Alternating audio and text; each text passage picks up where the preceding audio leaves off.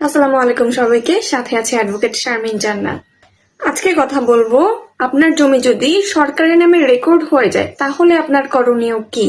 নতুন রেকর্ডে আপনি দেখলেন আপনার নাম আপনার পরিবর্তে সরকারের নামে এসেছে, অর্থাৎ আপনার CS, S A, R S সব জায়গায় আপনার নাম আছে, অথবা যার কাছ থেকে জমি কিনেছেন তার নাম আছে, কিন্তু বর্তমান রেকর্ডে আপনার নামটি আসেনি ভুলবশত বা যে কোনো কারণে।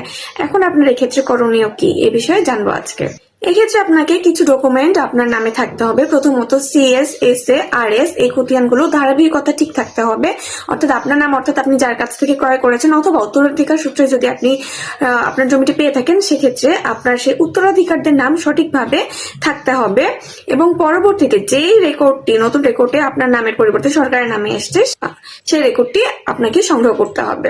এবং যেই সর্বশেষ যেই সম্পত্তিতে দখলদার ছিল সেই ব্যক্তির দখলদারের কোনো একটি ডকুমেন্ট হতে পারে, সেটি কারেন্ট বিল হতে পারে, একটি পানির বিল, গ্যাস বিল, সেই ডকুমেন্টটি থাকতে হবে। এবং যদি আপনি সম্পত্তিটি ক্রয় সূত্রে কিনে থাকেন তাহলে সেই ক্রয় দলিলটি, অথবা যদি আপনি ওয়ারিশ হিসেবে পেয়ে থাকেন তাহলে আপনার ওয়ারিশ নামার সার্টিফিকেট আপনার কাছে থাকতে হবে। এইসব ডকুমেন্টগুলো যদি আপনার কাছে থাকে তাহলে এই ডকুমেন্টগুলো নিয়ে আপনি ল্যান্ড সার্ভে ট্রাইব্যুনালে মামলা করতে পারেন।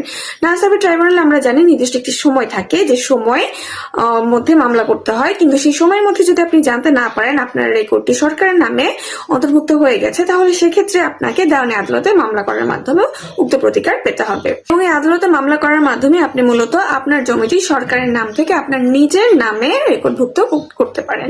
যদি দেখেন নতুন রেকর্ডে আপনার নামের পরিবর্তে সরকারের নাম চলে আসছে, সেক্ষেত্রে ঘাবড়ানোর কোনো কারণ নেই। আপনার কাগজপত্র যদি সঠিক থাকে তাহলে আপনি সঠিক প্রতিকারটি পেতে পারেন। ধন্যবাদ।